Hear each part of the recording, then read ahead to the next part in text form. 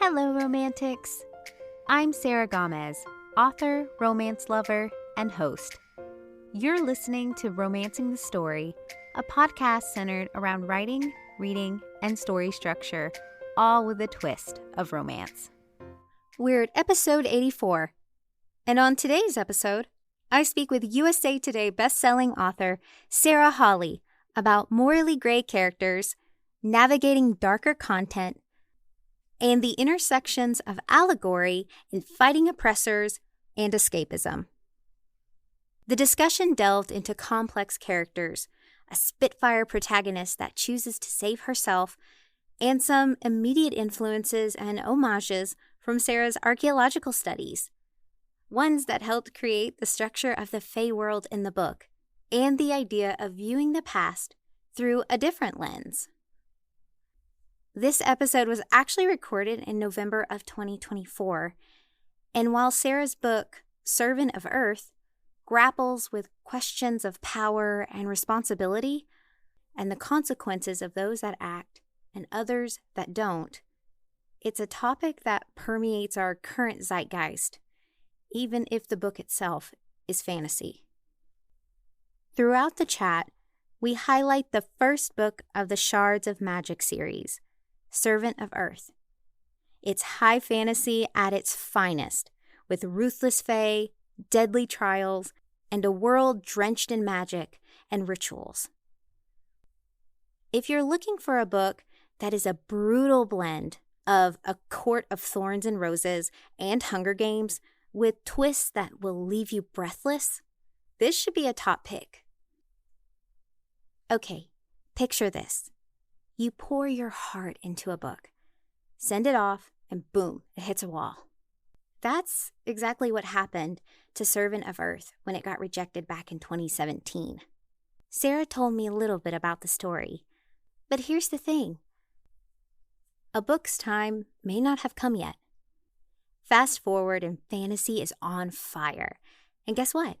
Servant of Earth gets a second chance and finally releases into the world. What a great comeback! If you've ever felt like your story wasn't the one, maybe it's just not the right time yet. Hold on to it. You never know when the moment will come.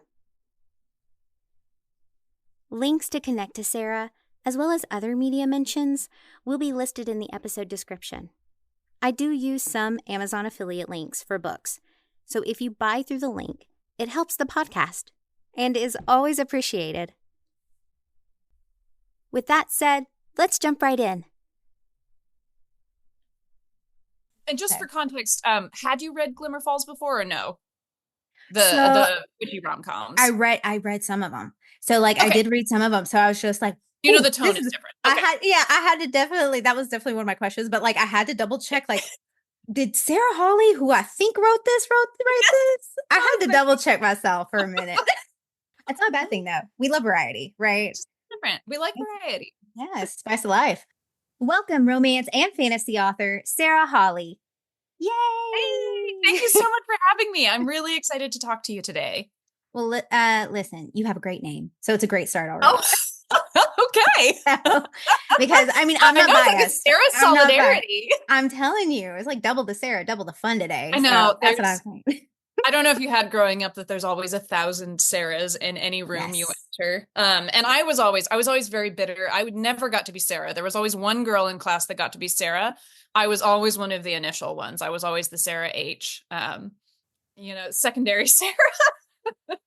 Well, both of us would have to have an H and some other acronyms probably attached to it with a Hawley. Yeah. And we've been seated together though. So we would have been, and we would have had a great time. Of course you would have. So in case listeners don't know, can you tell them a little bit about yourself and your writing? Yes. So, like you said in the introduction, I write both romance and fantasy. I wrote a trilogy of fantasy rom-coms called it was the Glimmer Falls series, and it starts with A Witch's Guide to Fake Dating a Demon. So those 3 are all out. And then this is my first book in a fantasy/romantasy series. And the book is called Servant of Earth. So I write kind of a variety. My background is kind of all over the place, but I went to school for archaeology. and got a master's degree and did some work in that field. And then I've kind of been all over the place since then, doing everything here and there and all over the place while writing in my spare time. So yeah, I don't know if that's what you wanted to know, or if there's more. No, it's so interesting because, I always tell people like, you guys need some romance writing friends, like for real, because we have like some of the most interesting people that Yes. like really write in either if romance or fantasy or any of those kind of genres. Because I've met an opera singer, someone who was a White House insider, just like there's so many people, and I work in the gaming industry. So Oh, like nice. so like there's such an interesting variety of people who Yeah. just really dive into these Yeah. worlds. And like 50% of people who write romance are lawyers, it seems like. Right. I There's, haven't, yeah, it's I've already interviewed amazing. one and I got another one coming up. So. No, there's so many, and they're so smart. And that's what I love, is that this community is so vibrant and it's so varied. And you have these absolutely insightful, incredible people that will, I don't know, just change your world, change the way you think about things, and give you joy while doing it, I think is a wonderful gift. Oh, absolutely. I always love diving into these different books because I always feel like there's a little perspective I didn't know about before. And I Yeah. get like this really clear insight that I'm just like, I walk away feeling like, wow, that was amazing. And I never thought of it that way. So, Mhm. so that's Yeah. always a wonderful thing, I think, especially for like, I think the romance genre is really on the forefront of that. So, Mhm. and fantasy too. Romantasy is becoming a very big thing. So It's speaking of big. which, I know. And now speaking of which, you just Uh-huh. released your fantasy romance book, Servant of Earth, like Yes. you mentioned. Yay, Yep. congrats. Thank you. No, I'm excited. It's been a long time coming. Also, my cat Coco has come to say hi. He's very excited as well. We love Coco. So if Yes. there's rustling noises and terrible carnage, that's he's the reason. He likes to be involved in video chats. Oh, sweet Coco. Listen, I will never edit out a purring cat or like a meowing cat just because we love that. I got my dogs barking at some of my episodes. So. I love it too. I love it too. There was one I did where I was on a video chat and he knocked my entire laptop off the table. So it goes flying and there's cursing and there's me scrambling and I was like, "You'll edit that out, right?" And they did not, which actually I think was good for them. Don't edit that I out. That wouldn't was have either. I mean, let's be honest. It's Coco's show. We're just living in it right now. We're just playing co-stars. yeah. Yeah. So, your latest book is about a young woman named Kenna who Mhm. fights to stay alive in an unhospitable world of Fae, while Mhm. caught in the midst of trials, servitude, two loves, and a brewing rebellion. Girl, you have it all in there for us.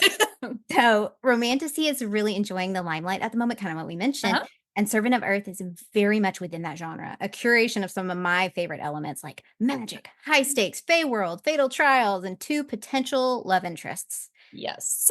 So, what made you decide to delve into the world of romantic kind of fantasy or this really Yeah. high fantasy world? Yeah, well, it's kind of a funny origin story because this is not a book I wrote recently. I wrote this book in 2017, and it was my first book that I queried and got an agent with, and then it died on submission, which means that it went out to publishers, and everyone was like, "No, I don't know about this." And a lot of it was like it wasn't the right market at the time. It was sort of this new adult romantasy. They're like, I don't know if there's a space in the market for it right now." And all of a sudden, then I went and I wrote other things and I released the fantasy rom-coms, and all of a sudden, romantasy is back and it's huge. And they're looking and they're like, "You had some romantasy projects, didn't you?" Because this actually isn't my only project that died on submission in that genre. And I was like, "I do have a romantasy project," and resurrected it and did some edits. And so it's coming out now, but this has been in the works for 7 years. And this is actually my original genre, was dark fantasy with like romantic undertones, and then the rom-coms were more of a departure. So yeah, Wow. strange origin story. Yeah, because I'm more familiar with your Glimmer Falls series. Mhm. And like I was Oh, saying before, I had to it was a very different tone and like world and different types of themes. And then I had to double check the front of the cover just to be like, is this the same Sarah Hawley I've read before? Are we sure? it is. No, I definitely I love writing in both spaces. I love writing funny books and I love writing the darker books as well. Mhm. And my ideal career allows me to continue to do both of those, which right now it seems like I am going to get to do both of those, which is amazing. So if people really like the fantasy rom-coms, they can carry on in that space. If they want the darker, more violent, high stakes fantasy, they can do that. And if they want to read both, they can read both. Oh, Like reading. fantastic. Yes, we want it all, please. Yeah. And like, do you like did the manuscript, because you said this has been kind of in the works for 7 years. Yeah. Has it kind of been, did it fundamentally change from like when you first submitted it to It did when? not, no, no. Okay. There's I reworked just some of the prose because I'm a better writer now than I was. Hmm.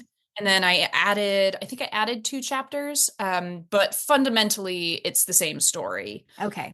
Just that I fleshed out a few things, fleshed out a few scenes, added a chapter.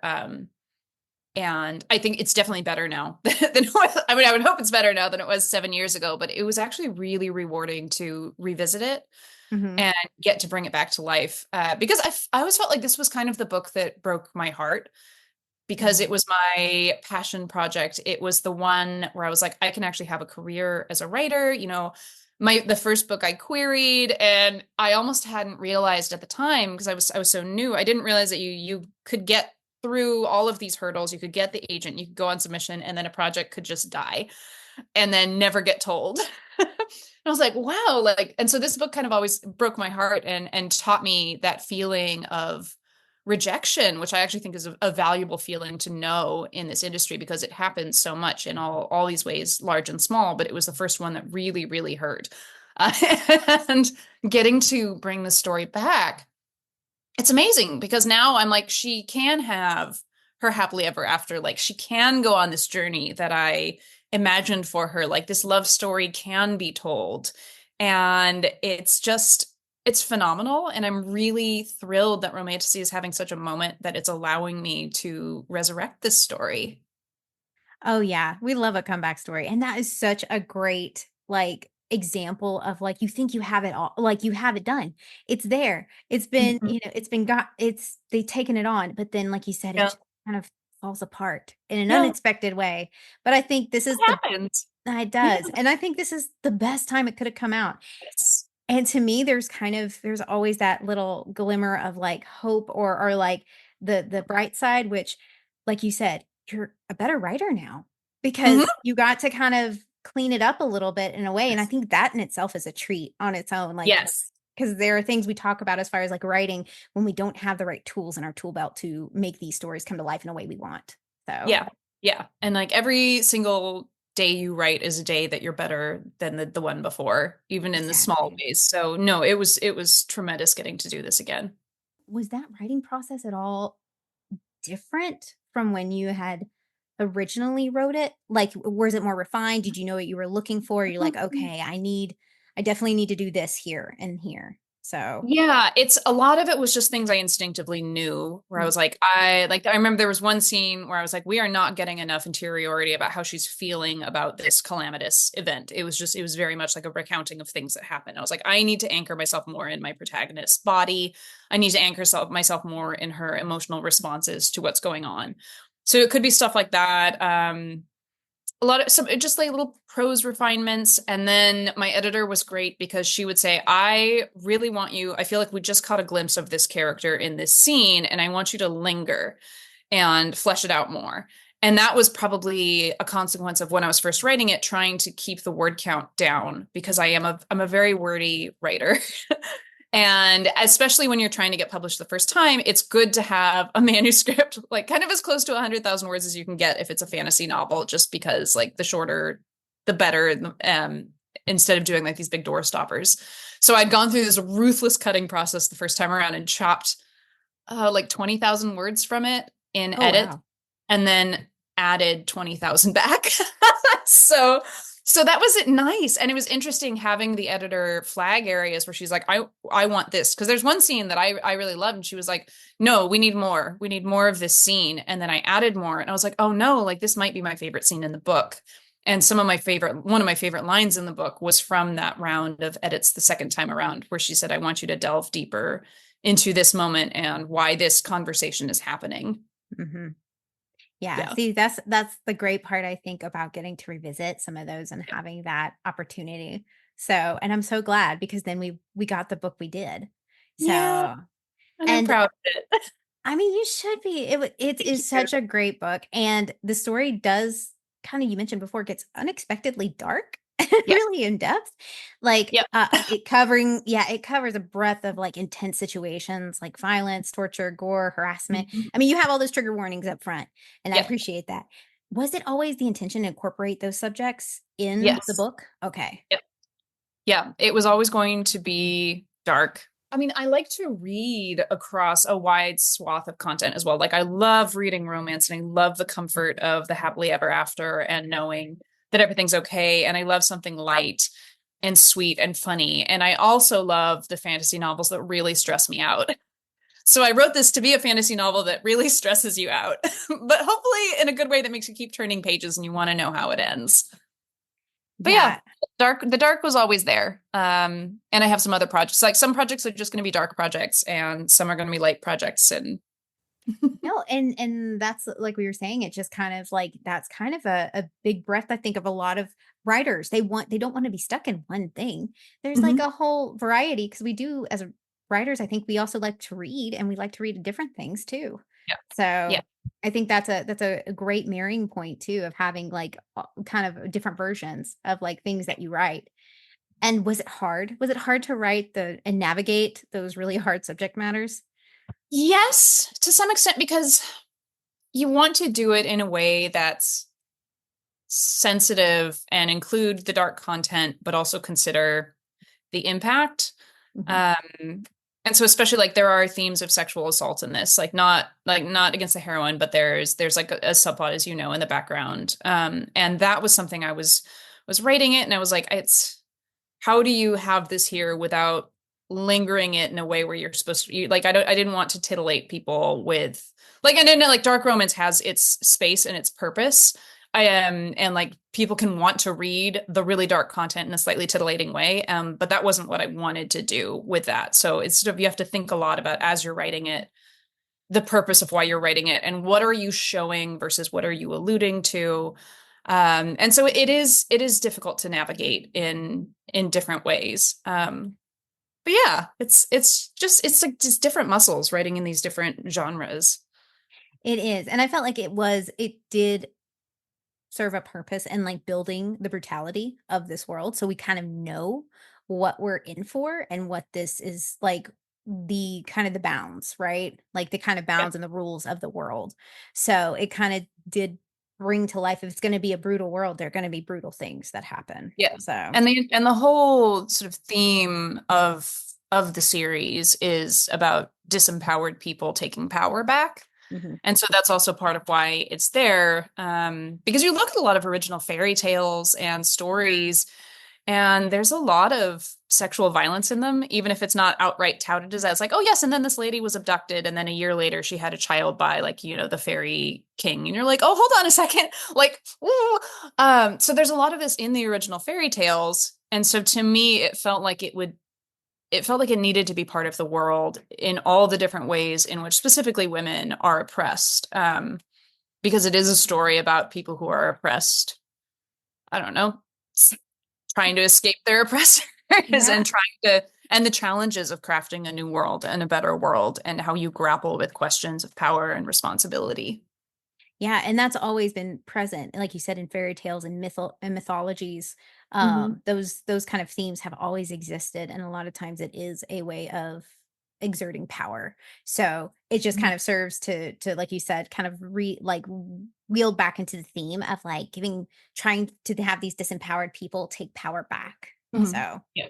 Yeah, but um, it's also important to me that like my heroine is was not raped and will not be raped in the series. So if anyone's like listening and worried about that, like that's not something that is not a story I'm telling with the heroine and the point of view right. character who you're in, whose head you're in. Like that's not going to happen. So Exactly. So, and speaking of which, Kenna is yeah, our heroine, is described as half feral.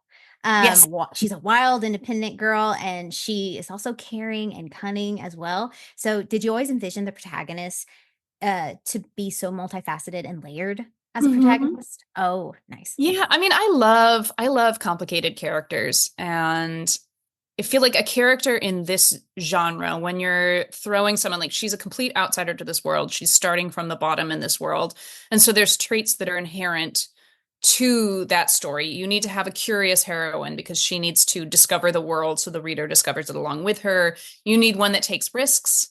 You need one that's not complacent, and you need someone with like a bit of like a survivalist instinct and fire, and someone who's angry and wants to make change because of the anger. And so a lot of that kind of combines into Kenna. And she's also tremendously loyal to her friends. She's very loving to her friends, but she also doesn't trust a ton of people. So she's interesting and a little contradictory, but she had to be such a force of personality to survive and to stand out in a world full of all of these like magical, beautiful, sinister beings. She has to bring her own fire to the narrative, so that, especially because it's a situation in which a lot of things are happening to her. You know, she's forced to become a servant, she's blackmailed, she's sort of put into these impossible situations. And when so much is happening to her, you have to make her like protagonists always need some kind of agency to propel the plot forward and to make them interesting to root for. And so Kenna's struggle is always about seizing agency from a world that does not want her to have any. And I think that motivates a lot of her character building, a lot of the choices when I was sort of crafting her. Yeah, and that's what I thought when I was reading the book. Kenna is such a great portrayal of like that feminine rage, like Mhm. where we have the fact of she's a spitfire, but she has a lot of perseverance that like never Mhm. ceases, and Yeah. she's still very,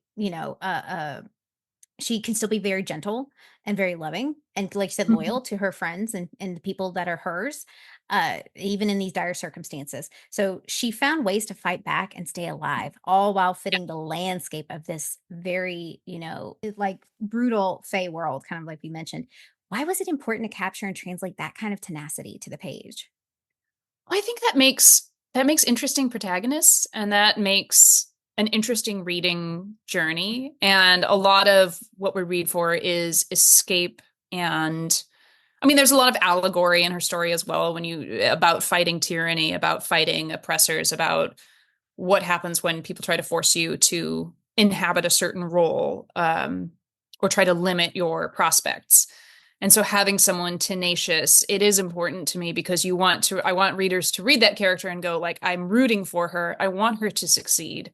Uh, because that's like the fun of the journey, is how you watch this character who's not supposed to succeed find ways to succeed. And she's going to have failures along the way, because that's just the way life works, and she has to grapple with some difficult questions, and she has to deal with some consequences of her actions that were unexpected.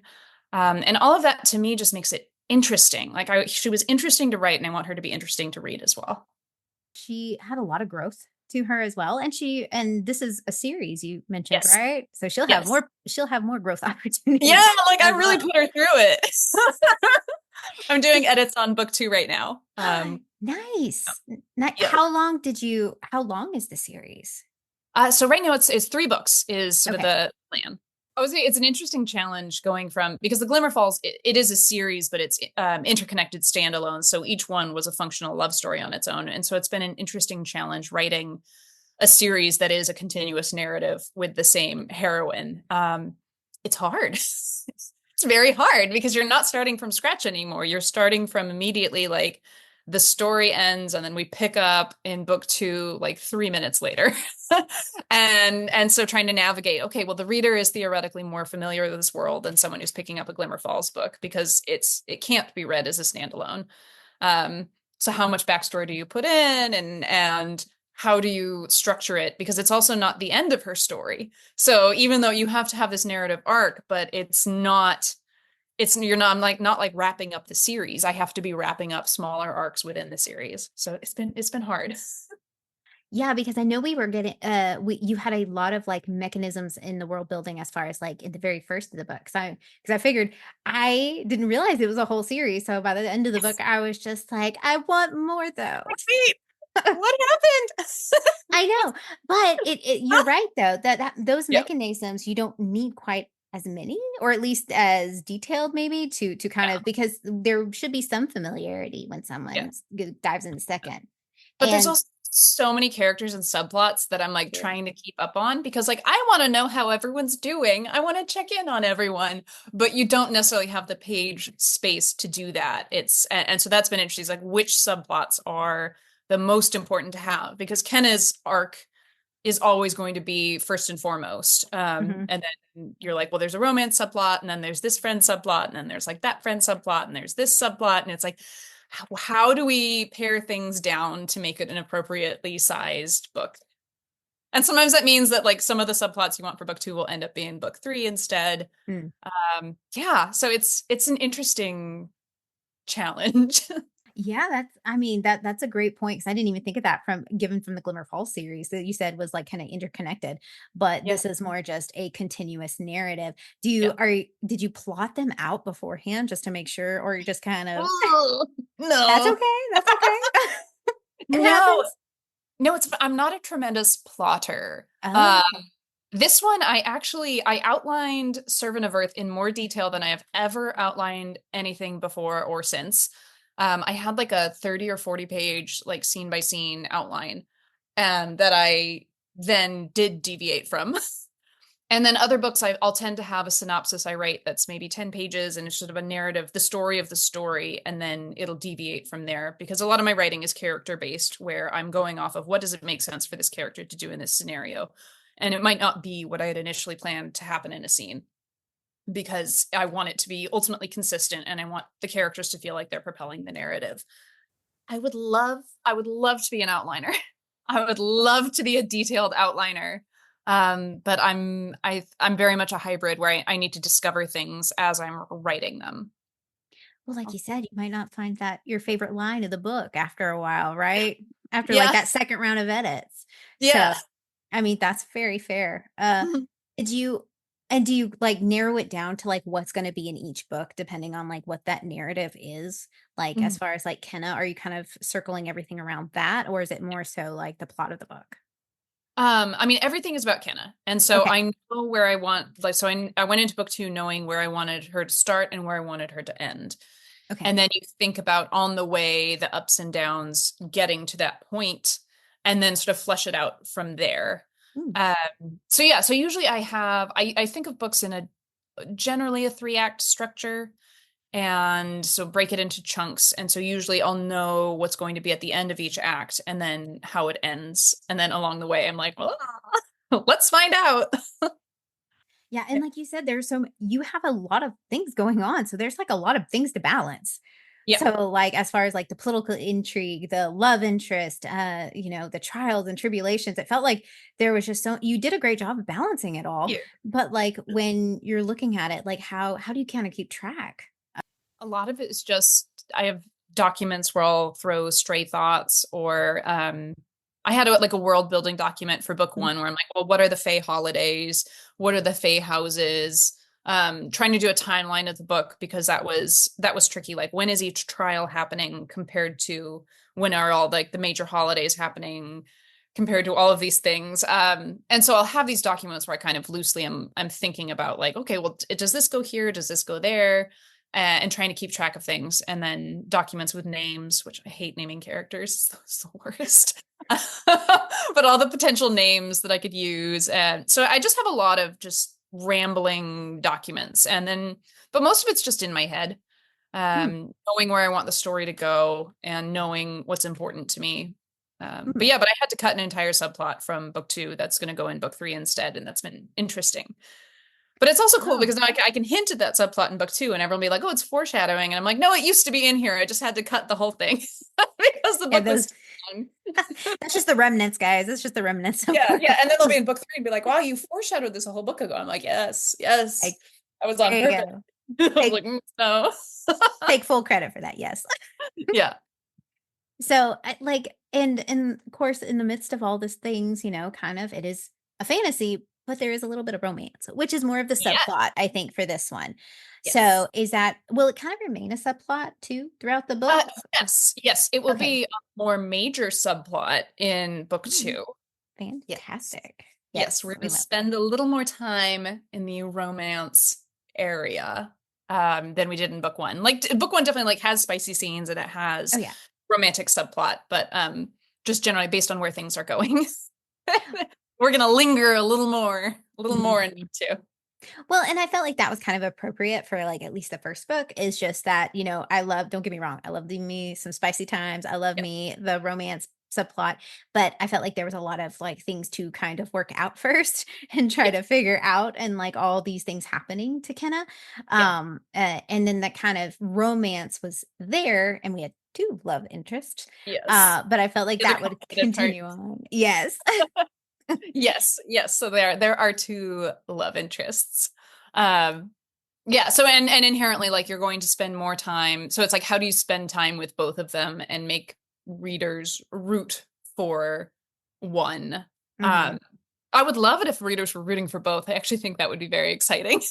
So far, people seem to have a pretty strong opinion about who they prefer, which I understand. Fair. That's very fair. So like how was it kind of incorporating like that like banter and the spice in Mhm. like this kind of, fae world? There's like where there's trials, there's like a little bit of a rebellion starting to happen and all these other things without deterring from like the circumstances or the stakes. Yeah. Yeah. I mean, well, I think it's just about finding the right balance of all of the elements. Because first and foremost, like, this is Kenna's story. The whole Mhm. trilogy is Kenna's story. And so she will always be the focal point. Um, and then the romance will always be the supporting element to that, like a major supporting element. But to me, her arc is the most interesting one, and the most central one. And so the first book, especially, she's thrown into this new world. She's thrown into the trials. We're having to learn about all the Fae houses. She's building relationships that are friendships as well, and enemies and things like that. And so there's just a lot that had to happen in book 1, specifically to set Kenna up for where she's going to be starting book 2. And Mhm. she's starting book 2 in a different position that she was in book 1. And I think there's a little more space to really linger on the romantic subplot, and do a nice slow burn there. So Nice. Well, yeah, you got to kind of keep it going, ebbing and flowing for like 3 books. yeah, So yes. because I know that is a challenge too. I've talked to Yeah. at least one other author who says, "Yeah, you kind of like, oh yay, they made it. They're in love." But then it's like, but then what else? So you Yes, but then what gotta else? Like, there still has to be a third book. So exactly. you have to keep people wanting to read, and you have to tantalize them with the little breadcrumbs.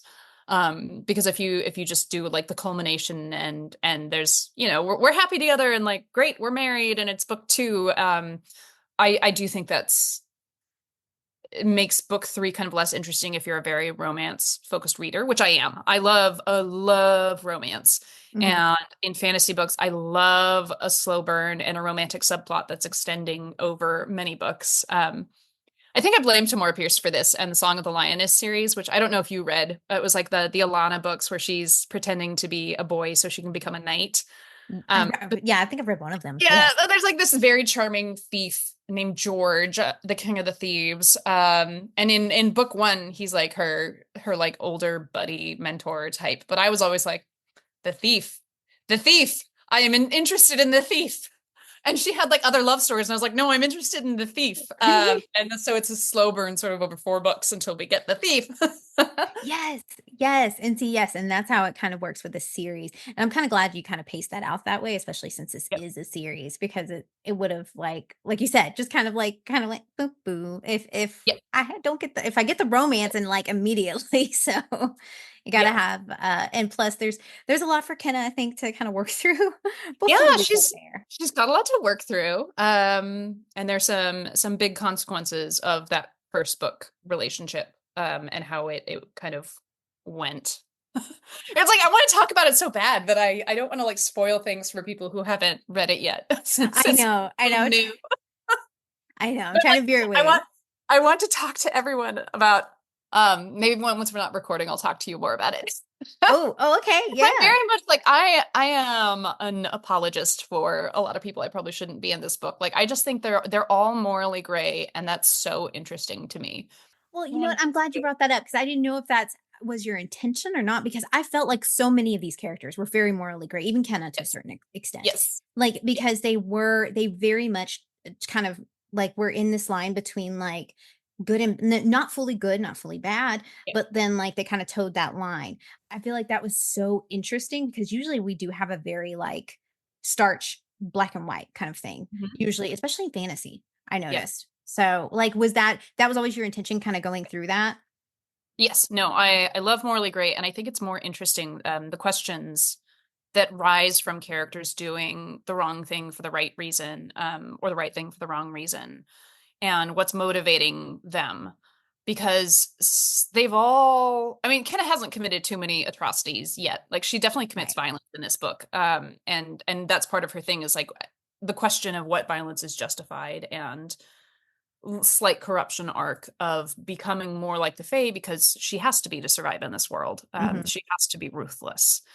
But then you get these characters where it's, maybe one of them has been on the side. So like the king is evil. He is our black and white evil, Yes. evil, evil guy. There is no redeeming this person. There is nothing morally gray. There is nothing redeemable. But there are people who are supporting him, and sometimes they're forced into supporting his cause. Sometimes they're afraid to speak up. And you start to ask these questions about what is the nature of good and evil, and are you doing the right thing? And like Earth House, where Kenna is based, is sort of like, it's the nice fairy house. It's sort of like the pacifist house, and like they all hang out and like dabble in brooks and like grow plants and feel very self-righteous about being these historians and these pacifists. But their refusal to ever take a side had some very real consequences in a rebellion against the tyrant king hundreds of years ago, where if they had actually contributed, if they had decided not to be neutral, and if they had done something, maybe the world wouldn't be the nightmare it is when the book opens, because that kingdom is just miserable. And so even like your good guy house, where you're like, yeah, theoretically, the nice pacifist fairies seem like a good thing to be. And it's like, is that actually a good thing to be when you're living in a state of evil? Is just doing nothing acceptable? So I just found all the questions about how each of the house heads wield power, like how the head of Firehouse wields power, what he's willing to do to accomplish his ends, what the head of Earth House is willing to do. To me, that's where the interesting questions rise, and then the interesting nuanced character development. Right. And also like there was I like how you bring that about like as far as like the questions of those things, because like there's always consequences. There Mhm, are, even in inaction, there is consequences. So mhm. just it just depends on like how you look at it, and that is kind of there are consequences that you see in this world Mhm. that might have been long term or short term. And Kenna makes choices that have consequences too, and consequences for other people. And that's the thing that's going to continue, is that if she's in a position where she's making decisions, and even if she thinks she's doing the right thing, there's going to be fallout. There's always going to be Yes. fallout in this world, and it's what fallout is acceptable, and how do you live with yourself when you've become a little more monstrous. So yeah, that's been really fun actually to delve into in book two as well. I was going to say, because some of those consequences don't even come up until, like you said, the next one. Yeah. So Yeah. you're going to see some of those as well. But no, that's, I mean, that's just kind of the way things go, especially in such a high stakes, it really just in world in general, but usually in a high stakes fantasy world, yes, Yeah. things are going to happen. So Yes. I have to ask this because this is just me being my little, like Uh-huh. my little nerdy brain decided, like when as I was reading, I was like, I know I'd read that you had like you said, you have in a master's in archaeology. Is that Yeah. right? Yes. So were there pieces of that? Because I felt like her fishing that dagger right out that Yes. bog was more like that's an excavation if I've ever heard. No, absolutely. Yes. No, her she's fishing items up from the bog at the beginning of the book, and she has a little collection of artifacts. And yes, that is an homage to my background. I also think it's so interesting. This book is also about how people are in conversation with their ideas of the past and their mythology. So in Kenna's human world, it's very much the Fae as religious figures, and everyone's sort of in conversation with, a past that was 1,000 years ago, when the fairies were all benevolent and everyone hung out with the fairies and it was great. And in reality, no one's seen a fairy in a really long time, and their lives are miserable, and they're still orienting their lives around this religious belief. And then you get to the Fae realm, and they're also telling themselves myths and stories that keep themselves constrained. So Earth House saying, well, we've always been neutral. We are the historians, and that is our great purpose. And that's the way it's always been done. It's like, okay, well, if you're constrained by the way things have always been, are you actually impeding progress? And then the stories they tell themselves about how they got their power, how the power became compartmentalized between the different houses, all of this, like the Fae Society is very much as well always in conversation with the past. And I think that element is definitely from the archaeological training and background, because you're not just learning things about the past, like the way you interpret the past is based on your own biases, and inherently how the story you choose to tell from the artifacts you have assembled says a lot about who you are as a person. It's not objective reality. And I think that's interesting. It's always how archaeology is framed in news stories. You read it and they're like, they discovered this and it's like, it was a ritual sacrifice place and this is what they learned. And it's like, no, they kind of made that up. They made that up based on what they see, what they've seen in other places, other scholarship they've read, stories they like. And so you end up with these sort of waves of archaeology in conversation with each other, where for a while everything was ancestor worship. They're like, gotta be ancestor worship. And it's like, is it, or did we just sort of decide that and now that's trendy? Ritual was the other one, especially when I was in grad school. Everything had a ritual purpose. And it's like, that is so vague. Like everything is theoretically a ritual. Like me making coffee in the morning is a ritual. Oh, yeah. But yeah, like there is no objective truth, especially in something like archaeology, because there's not really written records. Like that would be historians. And even when you have written records, they're written from a certain point of view. So like everyone is changing the past by interpreting it through a different lens. And then if you do that and then use those arguments to justify the way you behave in the present and the future, I don't know. I think that there's an element of self-delusion that can happen on a bit of a grand scale. Oh, absolutely. And I thought that was what made Kenna just stand out more, like in just like more of a subtle way than the overt way, was the fact that she was so in the present, because she was kind of a cynic of like everyone else who lived in the past, like you were saying, Yeah. like based on these rituals and things like that. She very much lived in the present. Like, listen, that doesn't help me. Okay. I need to know how to put food in my belly. I need to know how to survive. I need to know how to go through these trials, guys. I don't know about you, but that's not for me. So She doesn't have some great legacy. She doesn't really, like, she's got a single mom. They grew up in poverty. Like she spent time in school, but a lot of it was just like fighting with bullies. And like she does not come from a background where she has this great glorious past to preserve, or this narrative to preserve about why she's a chosen one. She's the opposite of a chosen one. Like no one's ever chosen her for anything. And so she ends up choosing herself, which I think is interesting. So even the ritual that sends her, ritual, it's all ritual. I know. The ritual that sends her across the bog is not one she is selected for at all. That is one that she chooses to go to protect someone else. And so I think she's a really interesting character to put in a world that has such a deep past, because the Fae are immortal. So some of them have been around for hundreds or thousands of years, and they're all bound by that sense of a long history and the bloodlines and the power of the magic and their heritage and their houses. And Kenna comes in and she's like, I got no magic. I have no heritage. I'm just like a small person that you think doesn't matter. And that's why they'll never really see her coming. And I think that was such a great way that personality and that part of her would make such a asset as far as like this rebellion that's kind of starting to come up, because that made sense to me. So, because I mean, when you see something wrong and you're just like, I don't understand why this is happening. Of course, you're just like, let's turn it around. Let's tear it down and start something else. So yeah, it's like, why does it have to be like this? And they're like, that's because it is. And it's like, well, okay, but it's not the way it's been for her. She's a newcomer. She's like, okay, well, I don't think it should be like this. I think this is kind of messed up. Exactly. Like you said, not everything has to be rituals. Yeah. So, we have talked so much about this awesome fantasy romance book series that you have been working on and that has just released. So where can listeners find your books and how can they connect with you? Yes. So Servant of Earth is out. You can get it probably pretty much anywhere. Hopefully, your local bookstores, go to your local indie. It should be out all over the place. And then if you want to find me online, my website is sarahhawleyauthor.com. I have a newsletter that you can sign up for there.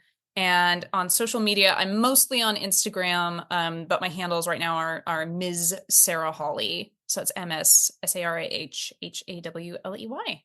And yeah, that's generally where I'm at. Thanks so much to Sarah for joining the show.